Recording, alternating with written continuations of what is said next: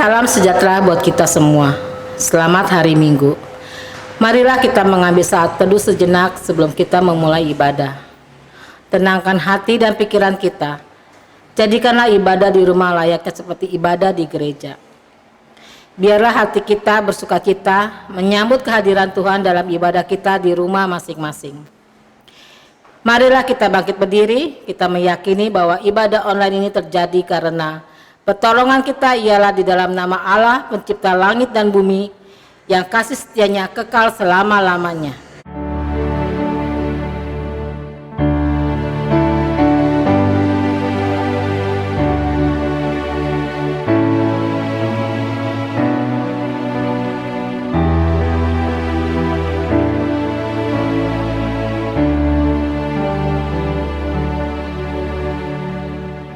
Kasih karunia Tuhan Yesus Kristus menyertai saudara.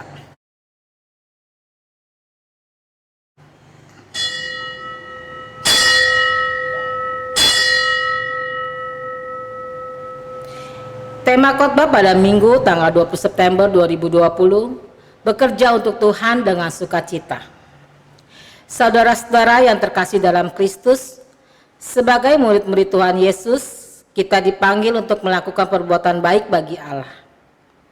Perbuatan baik yang dimaksudkan tentu saja bukan untuk mendapatkan keselamatan sebagai upah. Namun, justru karena kita telah diselamatkan, maka perbuatan baik bagi Allah itu adalah sebagai kesempatan untuk kita bersyukur kepada Tuhan. Meskipun demikian, tidak selamanya kita melakukan pekerjaan baik untuk Tuhan itu dilakukan dengan sukacita. Penyebabnya, kita tidak puas dengan imbalan yang Tuhan berikan. Kita merasa orang lain yang kurang bahkan tidak melayani, malah kehidupannya lebih baik dan usahanya sukses. Melalui khotbah hari ini, kita diingatkan kembali untuk selalu berpikir positif, bahwa Tuhan telah memberi yang terbaik untuk kita, dan kita dimintanya bekerja dengan sukacita. Umat Tuhan, marilah kita bangkit berdiri, kita menaikkan pujian dari PKJ 282, bait 1, 2, dan 6. Tuhan tolonglah bangunkan iman.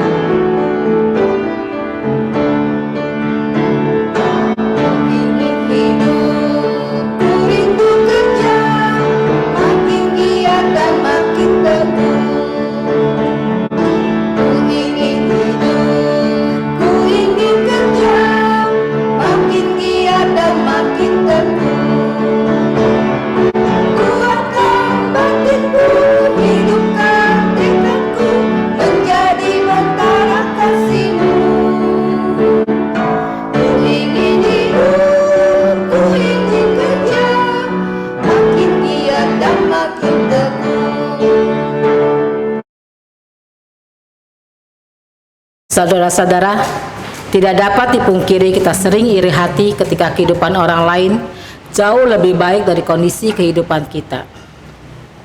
Padahal kita telah melayani Tuhan, beribadah dan tekun berdoa. Dalam kondisi seperti ini kita juga sulit untuk bersyukur, apalagi bersukacita. Kita protes, Tuhan tidak adil. Padahal kalau kita renungkan lebih mendalam, Tuhan begitu baik mengasihi kita. Ia telah memberikan yang terbaik sesuai porsi kita. Ia telah berbuat baik sebelum kita memintanya. Saudara-saudara, marilah kita datang kepada Tuhan untuk mengaku dan menyesali segala dosa dan pelanggaran kita, terutama dosa iri hati yang membuat kita sulit mensyukuri berkat-berkat dari Tuhan. Mintalah Tuhan supaya membasuh hati kita dengan kasih-Nya, agar damai Tuhan meliputi hati kita. Saudara-saudara diberi kesempatan untuk mengaku dosa-dosanya secara pribadi. Ungkaplah pengakuan dosa kita dengan tulus dan jujur, karena di hadapan Tuhan tidak ada yang dapat kita sembunyikan. Umat diberi kesempatan untuk mengaku dosanya secara pribadi.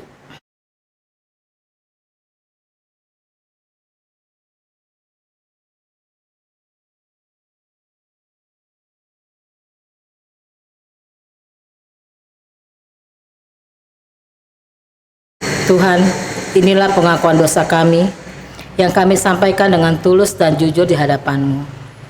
Ampunilah seturut dengan belas kasihan-Mu. Di dalam nama Tuhan Yesus penebus dosa kami, kami berdoa kepada Bapa di surga. Amin. Barang siapa mengakui dosanya dengan sungguh-sungguh di hadapan Tuhan dan bertekad untuk tidak melakukan dosa yang sama, maka kepadanya diberikan berita anugerah diambil dari Yehezkiel 36 ayat 29. Aku akan melepaskan kamu dari segala dosa kenajisanmu, dan aku akan menumbuhkan gandum serta memperbanyaknya, dan aku tidak lagi mendatangkan kelaparan atasmu. Demikianlah berita anugerah dari Tuhan. Marilah umat Tuhan kita mempersiapkan diri untuk mendengarkan firman Tuhan dengan menyanyikan pujian dari PKJ 255 dua kali, firman-Mu kupegang selalu.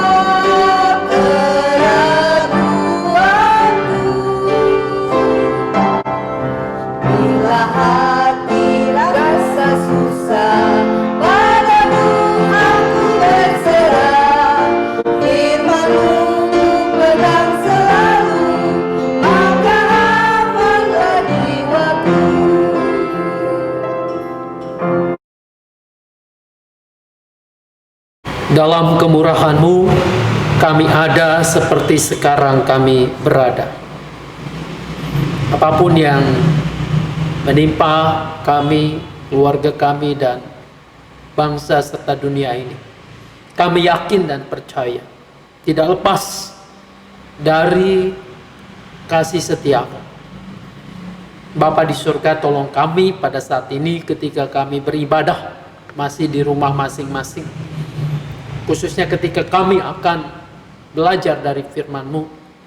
Roh Kudus kiranya menolong kami, menyertai kami, supaya apa yang kami baca, kami pahami. Apa yang kami renungkan menjadi inspirasi yang menguatkan kami untuk dapat kami lakukan dalam hidup kami hari lepas hari. Khususnya ketika Tuhan berbicara, mengundang kami semua untuk bekerja di ladang-Mu. Biarlah kami menanggapinya dengan respon sukacita. Anak-anak-Mu yang Kau persiapkan membaca bagian demi bagian firman-Mu, kami akan menanggapi dengan mazmur dan hamba-Mu yang telah Engkau utus. Pakailah ini semua termasuk sarana online ini, supaya Engkau dengan leluasa menyatakan kehendak-Mu bagi setiap kami. Di dalam nama Tuhan kami Yesus Kristus, Sang Firman yang sesungguhnya itu, kami berdoa kepada Bapa di sorga. Amin. Umat Tuhan, bacaan pertama diambil dari Yunus 3 ayat 10 hingga 4 ayat 11. Ketika Allah melihat perbuatan mereka itu, yakni bagaimana mereka berbalik dan tingkah lakunya yang jahat, maka menyesallah Allah karena malapetaka yang telah dirancangkannya terhadap mereka, dan Ia pun tidak jadi melakukannya. Tetapi hal itu sangat menyesalkan hati Yunus. Lalu marahlah ia dan berdoalah ia kepada Tuhan. Katanya, "Ya Tuhan, bukankah telah aku katakan itu ketika aku masih di negeriku? Itulah sebabnya, maka aku dahulu melarikan diri ke Tarsis, sebab aku tahu bahwa Engkaulah Allah yang mengasihi dan menyayang, yang panjang sabar dan berlimpah kasih, serta yang menyesal karena malapetaka yang hendak didatangkannya. Jadi sekarang ya Tuhan, cabutlah kiranya nyawaku, karena lebih baik aku mati daripada hidup." Tetapi firman Tuhan, "Layaklah engkau marah." Yunus telah keluar meninggalkan kota itu dan tinggal di sebelah timurnya. Ia mendirikan di situ sebuah pondok, dan ia duduk di bawah naungannya menantikan apa yang akan terjadi atas kota itu. Lalu ia menentukan Tuhan Allah, tumbuhlah sebatang pohon jarak melampaui kepala Yunus untuk menaunginya, agar ia terhibur daripada kekesalan hatinya. Yunus sangat bersuka cita karena pohon jarak itu. Tetapi keesok harinya ketika fajar menyingsing, atas penentuan Allah datanglah seekor ulat yang menggerek pohon jarak itu sehingga layu. Segera sesudah matahari terbit, maka atas penentuan Allah tertiuplah angin timur yang panas terik, sehingga sinar matahari menyakiti kepala Yunus. Lalu rebalah ia dan lesu dan berharap supaya mati. Katanya, "Lebih baiklah aku mati daripada hidup." Tetapi berfirmanlah Allah kepada Yunus, "Layaklah engkau marah karena pohon jarak itu." Jawabnya, "Selayaknya lah aku marah sampai mati." Lalu Allah berfirman, "Engkau sayang kepada pohon jarak itu yang untuknya sedikit pun engkau tidak berjerih payah dan yang tidak engkau tumbuhkan, yang tumbuh dalam satu malam dan binasa dalam satu malam pula.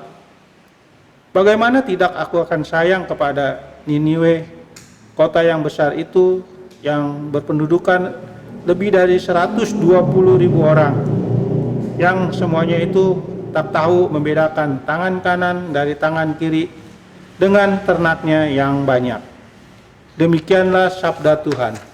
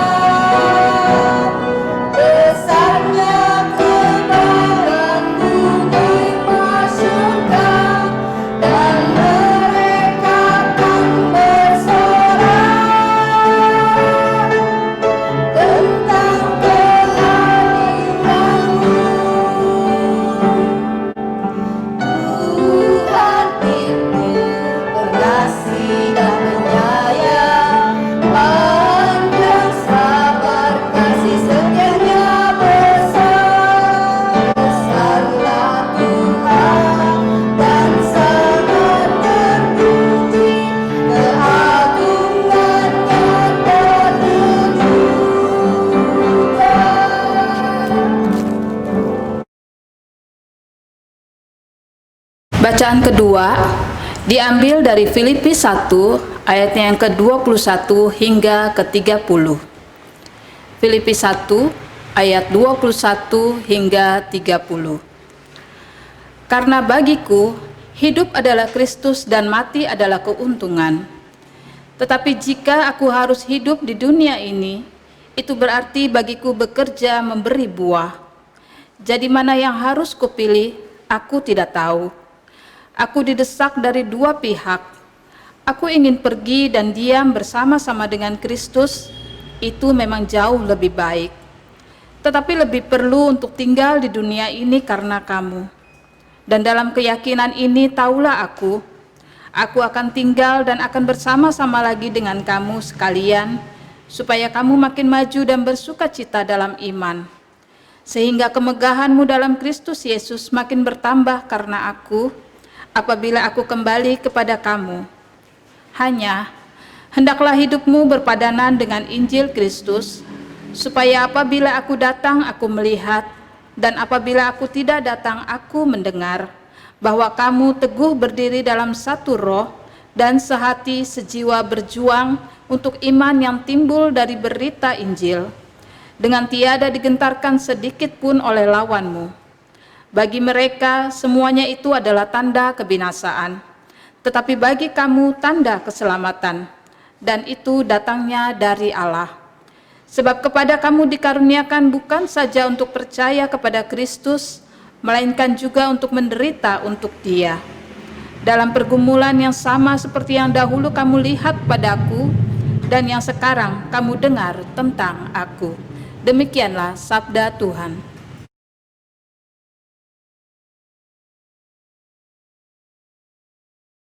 Saudara yang dikasihi dan mengasihi Tuhan Yesus, pembacaan Injil Tuhan Yesus Kristus pada hari Minggu ini terambil dari Matius pasalnya yang ke-20 ayat pertama sampai dengan 16.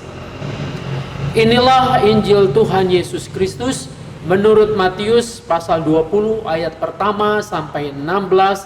Simak dan dengarkanlah Injil Tuhan Yesus Kristus. Adapun hal kerajaan sorga sama seperti seorang tuan rumah yang pagi-pagi benar keluar mencari pekerja-pekerja untuk kebun anggurnya. Setelah ia sepakat dengan pekerja-pekerja itu mengenai upah sedinar sehari, ia menyuruh mereka ke kebun anggurnya. Kira-kira pukul 9 pagi, ia keluar pula dan dilihatnya ada lagi orang-orang lain menganggur di pasar. Katanya kepada mereka, "Pergi jugalah kamu ke kebun anggurku, dan apa yang pantas akan kuberikan kepadamu." Dan mereka pun pergi. Kira-kira pukul 12 dan pukul 3 petang, ia keluar pula dan melakukan sama seperti tadi. Kira-kira pukul 5 petang, ia keluar lagi dan mendapati orang-orang lain pula, lalu katanya kepada mereka, "Mengapa kamu menganggur saja di sini sepanjang hari?" Kata mereka kepadanya, "Karena tidak ada yang mengupah kami." Katanya kepada mereka, "Pergi jugalah kamu ke kebun anggurku." Ketika hari malam, tuan itu berkata kepada mandurnya, "Panggillah pekerja-pekerja itu dan bayarlah upah mereka, mulai dengan mereka yang masuk terakhir sehingga mereka yang masuk terdahulu." Maka datanglah mereka yang mulai bekerja kira-kira pukul 5, dan mereka menerima masing-masing 1 dinar. Kemudian datanglah mereka yang masuk terdahulu, sangkanya akan mendapatkan lebih banyak. Tetapi mereka pun menerima masing-masing 1 dinar juga. Ketika mereka menerimanya, mereka bersungut-sungut kepada tuan itu, katanya, "Mereka yang masuk terakhir ini hanya bekerja 1 jam, dan engkau menyamakan mereka dengan kami yang sehari suntuk bekerja berat dan menanggung panas terik matahari. Tetapi Tuhan itu menjawab seorang dari mereka, "Saudara, aku tidak berlaku tidak adil terhadap engkau. Bukankah kita telah sepakat sedinar sehari? Ambillah bagianmu dan pergilah. Aku mau memberikan kepada orang yang masuk terakhir ini sama seperti kepadamu. Tidakkah aku bebas mempergunakan milikku menurut kehendakku?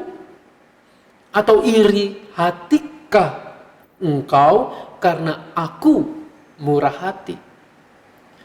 Demikianlah orang yang terakhir akan menjadi yang terdahulu, dan yang terdahulu akan menjadi yang terakhir. Sampai di sana pembacaan Injil Tuhan Yesus Kristus. Tuhan Yesus berkata, "Yang berbahagia adalah setiap kita yang mau mendengarkan firman Allah, memelihara tentu dengan melakukannya." Haleluya.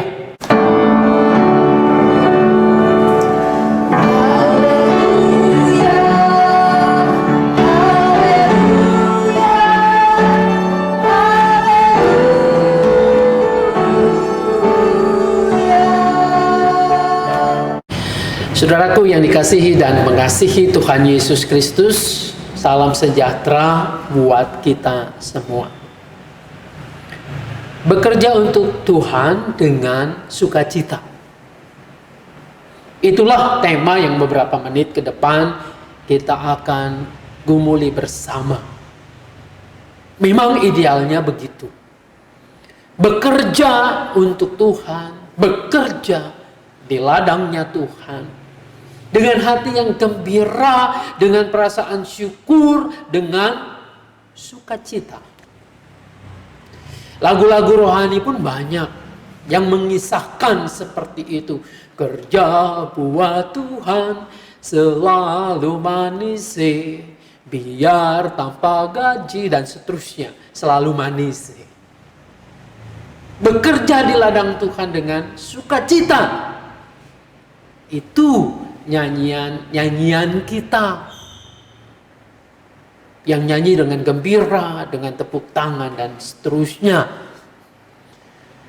Tapi betulkah dalam kenyataannya begitu? Bahwa kita bersukacita, bahwa kita gembira, bahwa kita menyambut tugas yang Tuhan berikan kepada kita, bekerja di ladangnya itu dengan sukacita. Pada kenyataannya harus kita katakan dengan jujur, tidak sepenuhnya seperti itu. Tidak sepenuhnya kita bersukacita. Bahkan bisa jadi kita ngomel-ngomel, kita marah, kita kecewa. Sama seperti bacaan pertama tadi, yaitu tentang kisah Yunus yang dipanggil Tuhan bekerja untuk Tuhan agar kota Niniwe itu bertobat. Tapi nyatanya ketika kota itu bertobat, penduduknya semua merespon apa yang disampaikan oleh Yunus. Mereka berkabung, tanda ungkapan penyesalan dosa. Mereka berbalik kepada Allah. Logikanya mestinya kan gembira, ada hasilnya. Tetapi yang terjadi adalah justru sebaliknya. Yunus marah. Kenapa Yunus marah? Karena semula Yunus mengharapkan kota itu dihukum Tuhan. Tetapi sekarang kota itu bertobat, Tuhan tidak jadi menghukum mereka. Maka Yunus mengatakan, itulah sebabnya dulu aku lari, aku tidak mau bekerja. Kenapa? Karena engkau adalah Allah yang penuh kasih setia, yang menyesal karena orang bertobat, kurang lebih begitu. Saudara-saudara, orang bertobat, Tuhan memberikan kasih karunia, lalu kemudian yang bekerja di ladang Tuhan, Yunus dalam hal ini marah. Hal yang sama nanti kita lihat dalam bacaan Injil juga begitu. Atau iri hatikah kamu karena aku murah hati? Ternyata yang membuat kita tidak bisa untuk bersuka cita di ladang Tuhan adalah yang pertama dalam dua bacaan kita ini. Yang pertama karena Tuhan murah hati. Karena Tuhan baik bagi semua orang. Karena Tuhan memberkati orang-orang lain. Saudara-saudara, ini yang membuat orang, atau dalam bacaan tadi, Yunus dan juga yang bekerja dari pagi sampai sore itu gak bisa terima. Mungkin kita juga sama. Karena Tuhan murah hati, maka kita menjadi marah, kehilangan sukacita. Atau yang kedua, mungkin kita melihat bahwa justru apa yang kita peroleh kok rasanya tidak lebih baik dari apa yang orang lain dapatkan. Padahal kita merasa bahwa kita lebih rajin, kita lebih luar biasa bekerja, berdoa, melayani Tuhan. Tetapi biasa-biasa saja.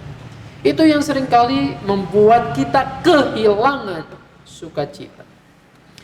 Saudara-saudara, apa yang membuat kita sulit bersukacita? Khususnya dalam bekerja. Tadi saya sudah sebutkan salah satunya adalah imbalan upah. Upah bekerja sering menjadi pokok memang polemik antara pengusaha, majikan dengan orang-orang yang bekerja atau buruh dan seterusnya. Lihat saja setiap tahun pasti terjadi aksi-aksi demo begitu ya. Tuntutannya adalah yang paling kasat mata, yang paling umum, paling jelas, menuntut kenaikan upah, menuntut kenaikan gaji. Upah yang terlalu rendah membuat kita tidak hanya murung, melainkan tidak dapat memenuhi kebutuhan-kebutuhan hidup sehari-hari, apalagi zaman sekarang seperti ini. Uang yang kita terima sedikit, kebutuhan begitu banyak, bahkan bertambah lagi dengan online yang kita lakukan, sekolah online, anak-anak belajar melalui itu, tambahan pulsa dan lain sebagainya, membuat kita sulit untuk bersuka cita. Ada alasan lain lagi kita tidak bersuka cita dengan upah yang kita terima dari majikan kita, adalah ketika kita melihat bahwa saya udah bekerja lama tapi hidupnya tidak lepas dari penderitaan. Melihat orang lain, mereka kok enak-enak saja, mereka kaya, mereka makmur dan lain sebagainya. Saudara yang dikasihi dan mengasihi Tuhan Yesus, memang benar ketika pendapatan kita kurang, pendapatan kita minim, lalu kemudian tekanan kehidupan begitu besar, kebutuhan yang harus kita keluarkan, maka emosi kita bergejolak. Kita merasa tertekan, kita merasa tidak bersuka cita.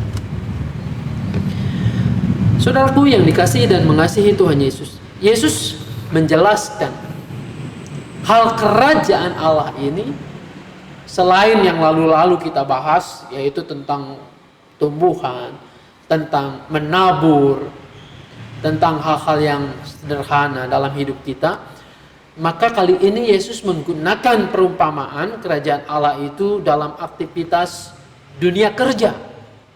Khususnya pada saat itu dunia kerja di kebun anggur. Matius tadi 20, ayat pertama sampai 16. Kita membaca itu. Hal kerajaan sorga atau kerajaan Allah katanya seperti seorang pemilik kebun anggur yang mencari pekerja-pekerja bagi kebun anggurnya pada 5 saat, 5 gelombang waktu yang berbeda. Yang pertama, pagi-pagi buta pemilik kebun anggur itu keluar mencari orang-orang yang mau bekerja di kebun anggurnya.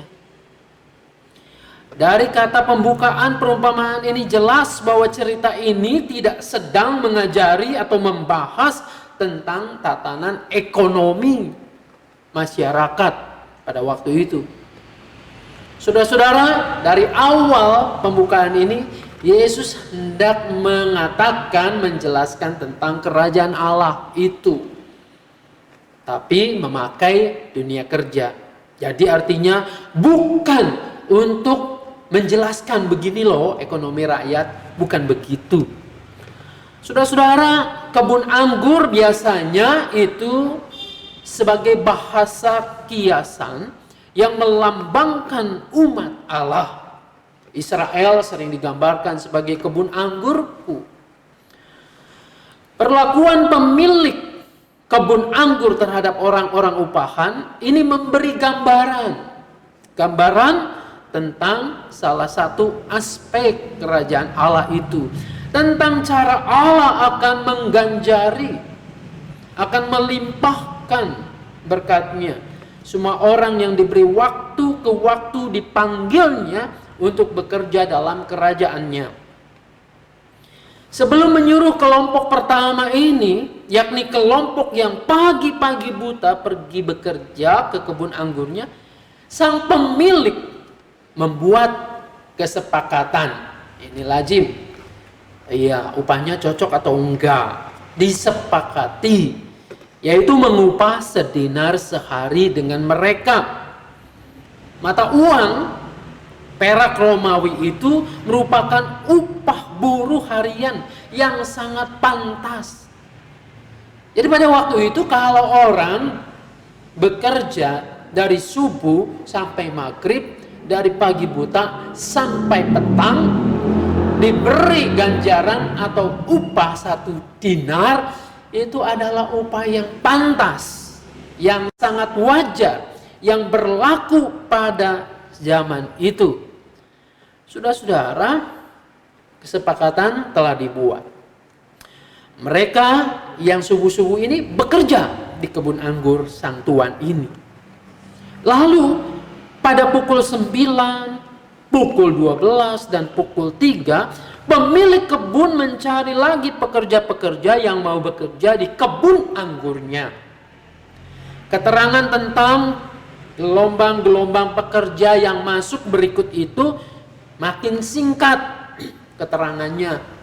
Di situ kalau kita baca tidak ada lagi disebutkan kesepakatan upahnya berapa, tetapi sang tuan hanya mengatakan apa yang pantas akan aku berikan kepadamu.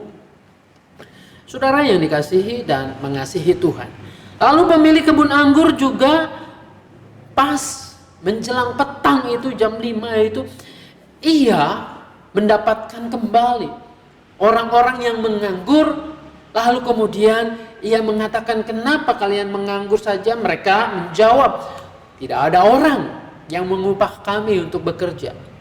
Oh, kalau begitu marilah masuklah ke dalam kebun anggurku ini menjelang petang ini.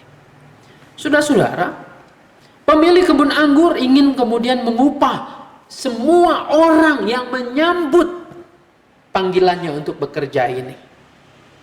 Saudara-saudara, Allah Bapa menyambut setiap orang yang mencari kerajaannya kapanpun, bahkan sampai detik-detik terakhir.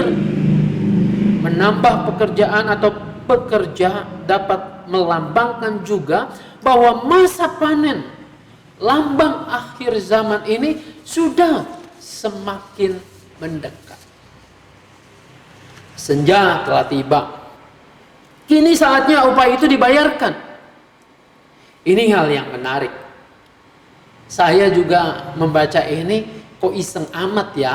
Ini si tuan meminta mandornya, mandor, ini sudah petang, bayarlah mereka. Tapi yang menarik, pembayarannya itu dilakukan bukan yang datang lebih awal, bukan yang pekerja dari subuh pagi-pagi buta itu yang dibayar duluan, tetapi ini dibalik.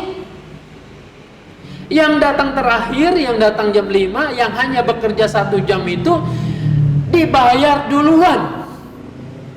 Otomatis ketika dibayar oleh sang mandor, loh, yang bekerja dari pagi itu melihat upah yang diberikan kepada orang yang bekerja 1 jam ini. Diberikanlah 1 dinar kepada setiap orang yang bekerja cuma 1 jam saja. Saudara, saya mengajak Anda dan saya berpikir saya yang bekerja dari pagi-pagi buta, dari subuh, melihat teman kita yang bekerja hanya 1 jam diberi 1 dinar. Apa yang kita pikirkan ketika melihat kenyataan ini? Pastilah kita kemudian akan berpikir, oh kalau dia bekerja cuma 1 jam dikasih 1 dinar, maka aku ini nih yang bekerja 12 jam dari subuh sampai menjelang petang ini, pasti aku akan dibayar bisa saja 12 dinar. Kenapa? Jeripayahku lebih besar, tenagaku lebih banyak keluar, dan pastinya hasilnya itu juga akan lebih banyak. Tapi nyatanya apa yang terjadi dalam bacaan kita?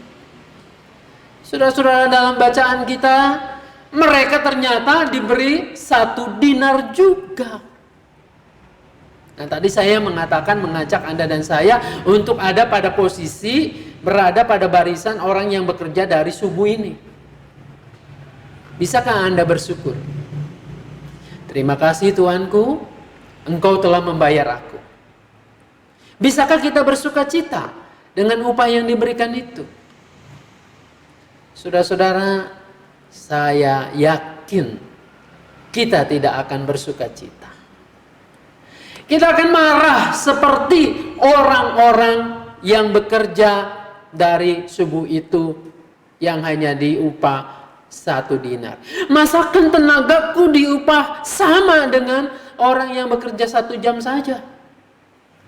Saudara-saudara, kita akan marah, kita akan protes, kita tidak terima. Dan kita tidak akan merasa gembira, apalagi bersuka cita untuk keadaan ini. Saudara yang dikasihi dan mengasihi Tuhan Yesus, kita lupa seperti orang yang bekerja dari subuh itu, lupa ada perjanjian 1 dinar 1 hari. Si pemilik itu tinggal mengatakan kepada orang-orang yang protes ini, bukankah aku dari awal sudah sepakat dengan engkau, dengan kalian, bahwa kau bekerja dan aku akan mengupah 1 dinar 1 hari. Lalu kemudian sang tuan mengatakan, atau iri hatikah engkau karena aku murah hati memberikan kepada orang yang masuk tadi hanya 1 jam itu 1 dinar. Saudara-saudara, di sini letak kuncinya. Kita sulit bersuka cita kalau Tuhan murah hati, kalau Tuhan memberikan berkat juga buat orang yang lain, padahal mungkin orang itu tidak bekerja dengan baik, dengan keras seperti kita. Murid-murid pada awalnya merasa berhak atas upah yang lebih besar karena jasa mereka lebih banyak. Perhitungan yang berlaku dalam ekonomi dunia itu mau diterapkan pada kerajaan Allah dan pengadilan akhir yang dilambangkan oleh pemberian upah di senja hari itu. Tuan kebun itu menjawab serta menyapa salah seorang dari mereka yang memastikan bahwa dia tidak berlaku tidak adil seperti yang dituduhkan mereka kepadanya. Ia menegaskan bahwa pemberian upah yang sama kepada yang datang dan terakhir bekerja adalah hak dan kehendaknya sendiri, dan bahwa ia sebagai pemilik berhak bertindak sesuai dengan kehendaknya yang bebas itu. Jawabannya diakhiri dengan suatu pertanyaan yang menyingkapkan masalah manusia yang paling mendasar. iri hatikah engkau? Harafiahnya, jahatkah matamu ketika aku bermurah hati? Ungkapan yang biasa dipakai untuk rasa cemburu, iri hati, dengki atas kebaikan orang lain. Pertanyaan yang tidak dijawab tetapi harus dijawab oleh Anda, oleh saya. Koreksi diri kita. Kalau Tuhan memberkati, kalau Tuhan baik hati kepada orang lain, iri hatikah kita? Mungkin bisa jadi dalam mulut kita mengatakan, oh enggak, saya enggak iri hati, saya baik-baik aja, saya ikut bersyukur. Tapi betulkah hatimu begitu? Betulkah tidak ada kejengkelan di sini? Betulkah ketika orang-orang di sekitar kita kehidupannya lebih baik, lalu kemudian kita ikut merasa bangga dan bersyukur? Saudara-saudara, kita tidak akan dan tidak mungkin bersuka cita dalam melakukan pekerjaan, apalagi pekerjaan Tuhan, apabila hati kita masih diselimuti oleh iri hati, oleh cemburu, dan tidak suka kalau ada orang lain dihargai, padahal kita merasa bahwa pekerjaan kita jauh lebih berat, jauh lebih sulit. Saudara-saudara, berbeda dengan tatanan ekonomi dunia, ganjaran dari Allah bagi orang-orang yang terpanggil di ladangnya ini tidak menghitung masa bakti. Orang berdosa yang lambat untuk bertobat diberi anugerah. Kerajaannya, kerajaan Allah, kerajaan surga ini sepenuhnya dengan mereka yang mengabdi, yang merasakan pengabdian itu sejak dari awal, setia kepada Tuhan. Bahkan penjahat yang disalibkan bersama-sama dengan Yesus menjelang ajalnya, saat detik-detik terakhir itu, kita tahu apa yang dikatakan Yesus. Hari ini juga engkau bersama-sama dengan aku di dalam Firdausku. Saudara-saudara, itulah kasih dan kemurahan Tuhan.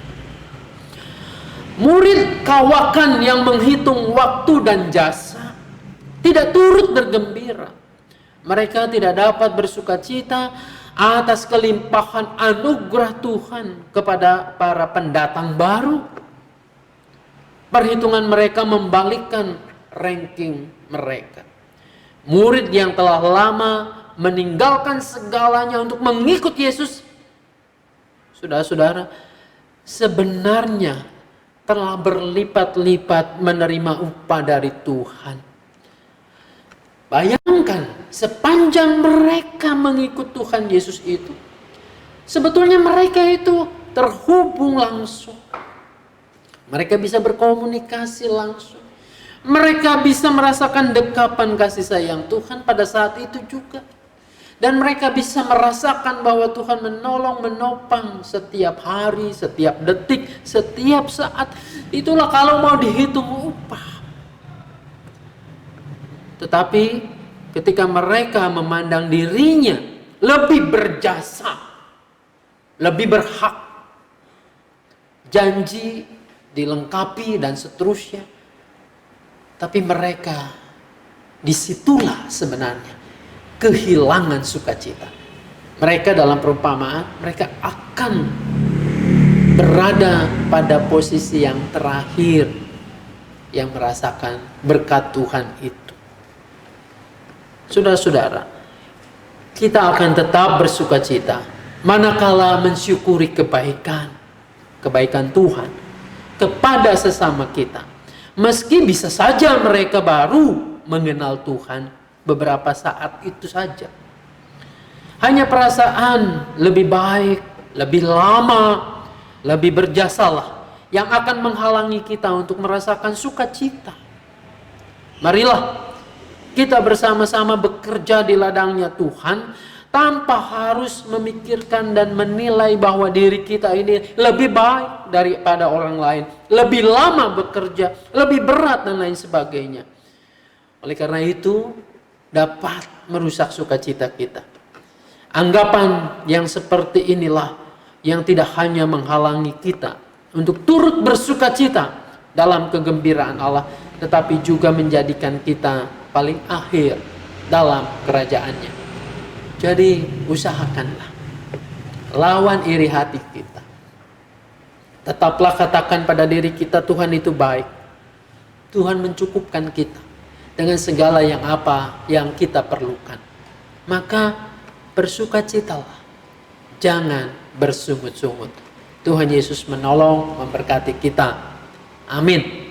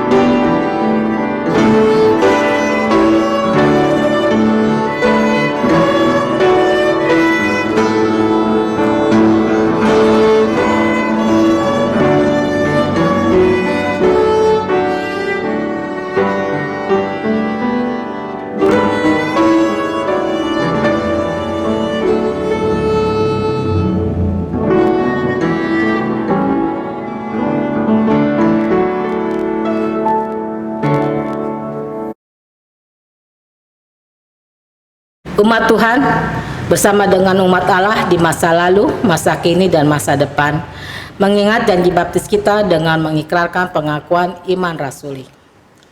Aku percaya kepada Allah, Bapa yang Maha Kuasa, Khalik langit dan bumi, dan kepada Yesus Kristus, anaknya yang tunggal Tuhan kita, yang dikandung daripada Roh Kudus, lahir dari anak darah Maria, yang menderita sengsara di bawah pemerintahan Pontius Pilatus, disalibkan, mati dan dikuburkan, turun dalam kerajaan maut.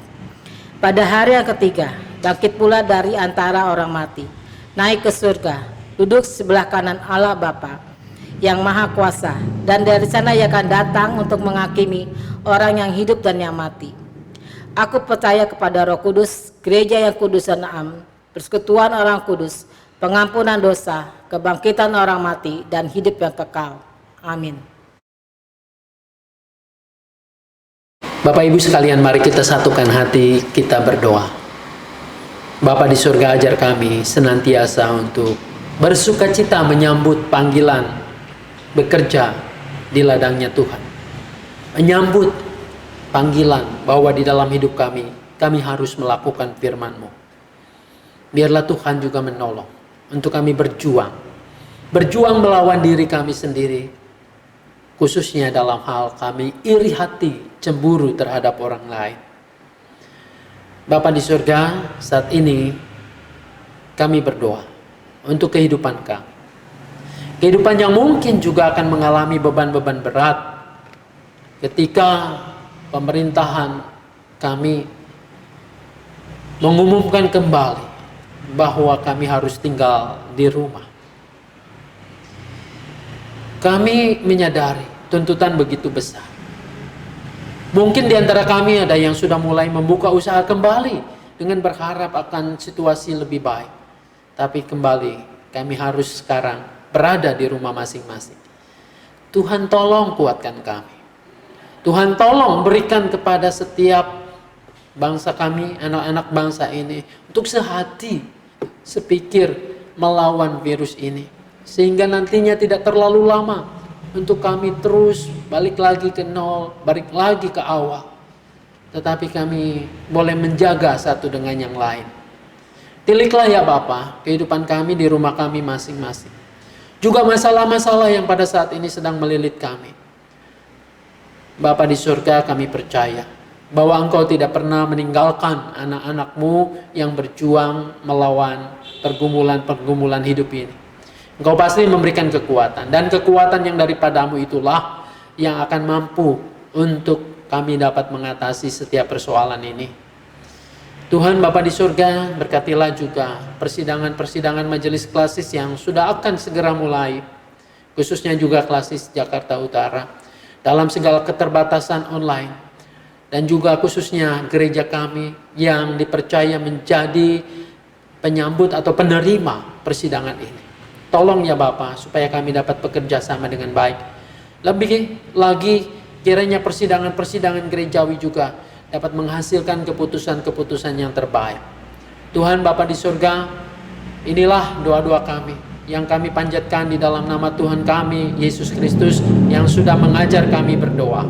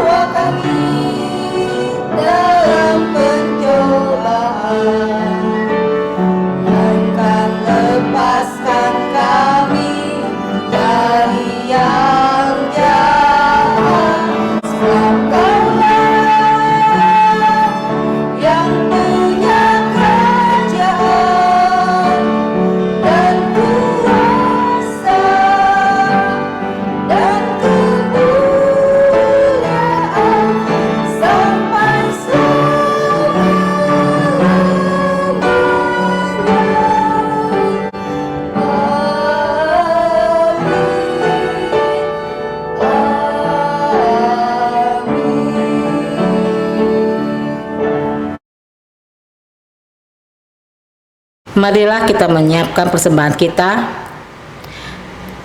Firman Tuhan dalam Kolose 3 ayat 17 mengatakan, "Dan segala sesuatu yang kamu lakukan dengan perkataan atau perbuatan, lakukanlah semuanya itu dalam nama Tuhan Yesus, sambil mengucap syukur oleh Dia kepada Allah Bapa kita." Berdasarkan firman Tuhan melalui Rasul Paulus ini, marilah kita memberikan persembahan. Apa yang kita berikan sesungguhnya berasal dari Allah. Oleh karena itu, marilah kita memberikannya dengan ungkapan syukur. Penyerahan persembahan dapat dilakukan dengan cara transfer ke rekening BCA GKI Mangga Besar dengan nomor 68402999340. Atau saudara dapat memasukkannya dalam amplop, disimpan dalam sebuah tempat, dan nanti ketika sudah beribadah ke gereja, kita bisa membawanya ke gereja. Mengiringi persembahan, mari kita menyanyikan pujian dari PKJ 265 bait 1 dan 2, "Bukan Karena Upamu."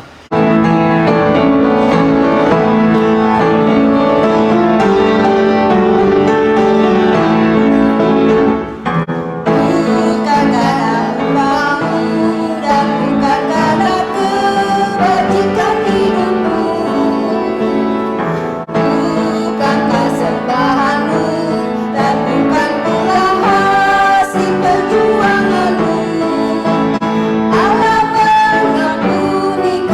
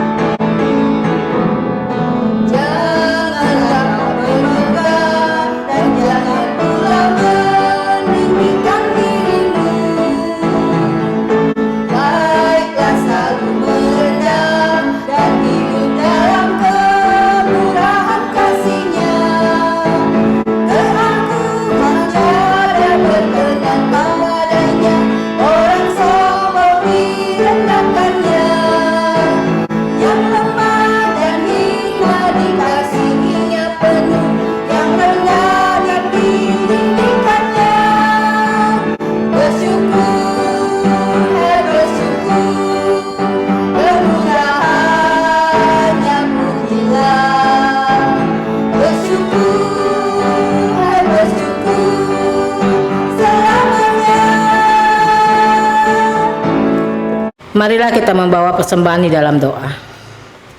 Bapa di surga, ajarlah kami untuk melakukan segala sesuatu, baik perkataan maupun perbuatan dengan landasan di dalam nama Tuhan Yesus. Termasuk ketika kami memberikan persembahan ini, sehingga kami memberikan yang terbaik dan dengan ungkapan syukur.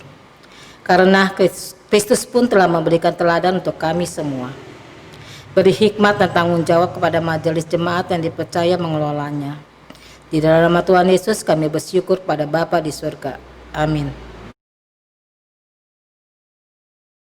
Umat Tuhan, Tuhan menghendaki kita untuk bekerja di ladangnya dengan sukacita, bukan dengan keluh kesah, bukan dengan perasaan-perasaan cemburu atau iri hati terhadap yang lain. Marilah kita sing-singkan lengan baju kita dan bekerja di ladangnya dengan bersukacita. Kita mengakhiri ibadah ini dengan bangkit berdiri memuji Tuhan dari PKJ 203 bait pertama, ketiga, keempat. Ada damai sejahtera Allah.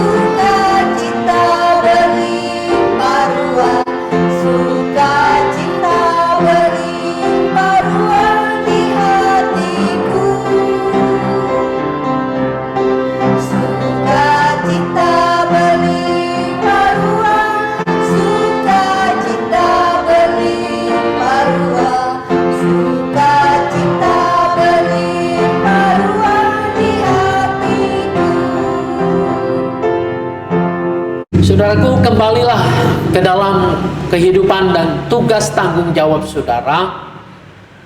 Arahkanlah hatimu kepada Tuhan. Jadilah saksi dimanapun kita berada, sambil kita terus memuji memuliakan nama Tuhan. Terimalah berkatnya. Tuhan memberkati engkau dan melindungi engkau.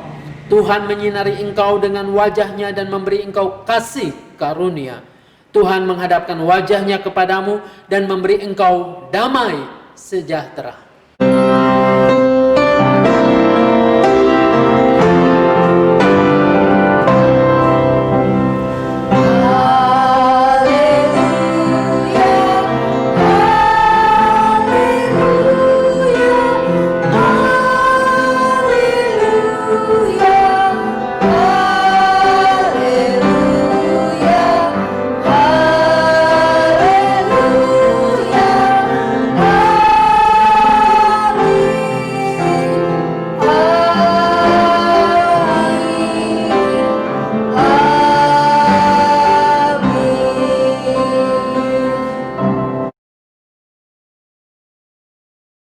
Salam sejahtera buat kita semua, ibu bapak sekalian. Ibadah telah selesai, tapi ada beberapa hal yang harus kita simak. Pada beberapa minggu lalu, kami majelis jemaat memutuskan untuk kita melayankan ibadah minggu dan perjamuan kudus sekaligus pembukaan bulan keluarga pada minggu pertama Oktober. Nah, bagaimana caranya kita dipersiapkan oleh majelis atau sinode wilayah gitu ya. Mempersiapkannya yaitu perjamuan kudus partisipatif. Artinya di sini cuma beberapa orang saja di gereja, hanya beberapa orang yang bertugas melayankan. Roti dan anggur nanti akan diupayakan untuk bisa sampai kepada saudara-saudara. Nanti saudara-saudara bisa mengikutinya di rumah masing-masing. Sekali lagi, ini yang sudah diputuskan. Dan mudah-mudahan kami tetap berharap bahwa ini kita dapat lakukan pada saatnya. Tapi kita juga tentu harus mempertimbangkan keputusan-keputusan pemerintah daerah, pemerintah kota kita yang pada minggu yang lalu sudah memutuskan kembali untuk PSBB seperti semula ketika virus pandemi COVID-19 ini terjadi. Maka nanti pada saatnya akan diberitahukan kembali kepada saudara-saudara. Saya harap, kami berharap ibu bapak sekalian terus-menerus berdoa untuk kesejahteraan kita semua, untuk penanganan COVID ini. Saya kira kita semua juga sudah rindu untuk hadir di rumah Tuhan ini. Biarlah Tuhan menolong memberkati kita. Amin.